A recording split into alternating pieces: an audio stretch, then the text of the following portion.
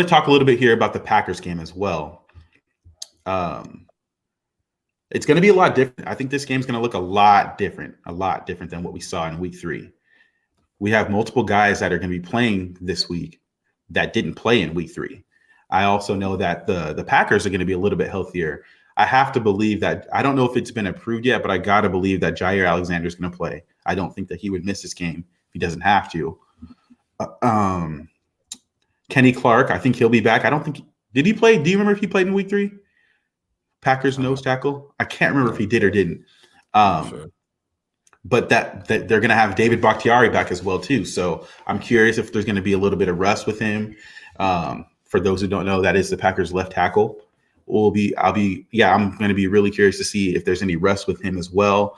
But we didn't have Elijah Mitchell in week 3. And Debo, I think, had 1 carry out of the backfield, I think, in week 1. We know that the temperatures there are going to be cold. It's going to be cold. I think it's supposed to be like 20 some degrees by game time. And by the fourth quarter, I read it's supposed to be like 7. So it's going to be cold.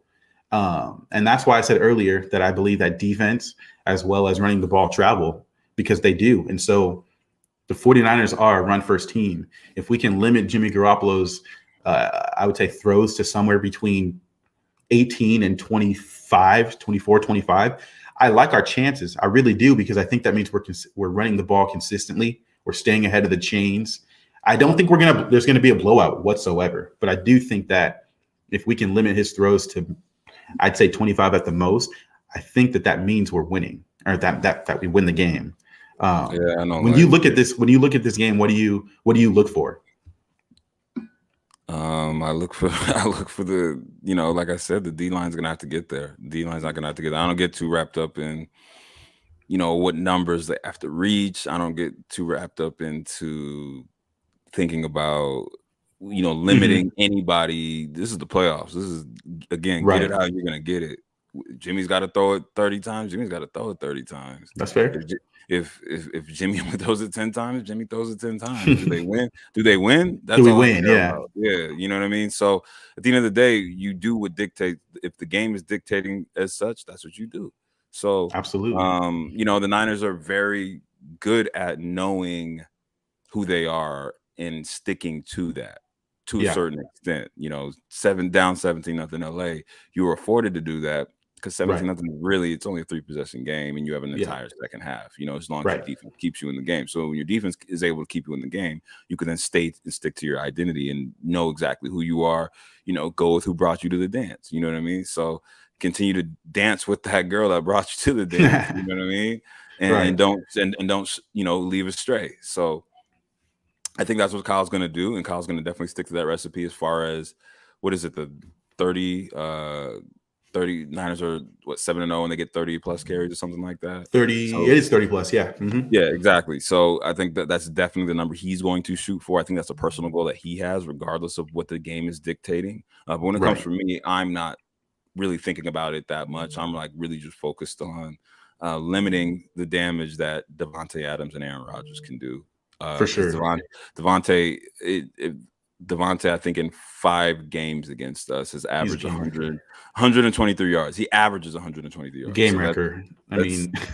Like averaging 123 yards receiving against the team is pretty stupid. That's domination. Yeah. So you can't guard me. In a 5-game sample size, that's enough of a sample size to be like, okay, yeah, he owns us. So limiting that damage is going to be key for me. That's what I'm looking for. And then, the Niners to continue to play, hopefully play turnover-free football, sound football, not putting the ball in harm's way. Whether, again, Jimmy can still pass the ball 30 times, but still not to put the ball in harm's way. Kyle can scheme that type of game up. We've seen him do it before. So I'm just not confident in that. I agree with you. He absolutely can. Yeah. I wouldn't say I'm confident, and I'm not even saying you are. I think this is a conversation we all have in regards to Jimmy Garoppolo. I definitely know he can have a good game. I've seen him have good games. Yeah. But for me to feel confident in the way I think that a game would have to be won, from an outsider's perspective, because obviously I'm with you. Once you get between those lines, you do whatever you have to do to win the game. Now, if I got to throw the ball 50 times because that's the position we're in, and I come out and it's a game-winning field goal, well, so be it. I will absolutely take that.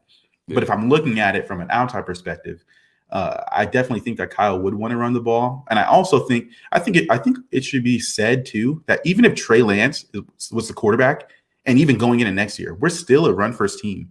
I want people to understand and know that this is still a run first team. It allows you to play 11-on-11 football with a quarterback that has the ability to run as well too. But we're not going to get Trey Lance next year and run the ball or throw the ball on average like 35 times or 30 times. I don't expect that. So just because we're saying that, we want to run the ball, and the fact that I think that running the ball travels really well does not mean that that's going to change just because Trey Lance gets in here next year as well too. So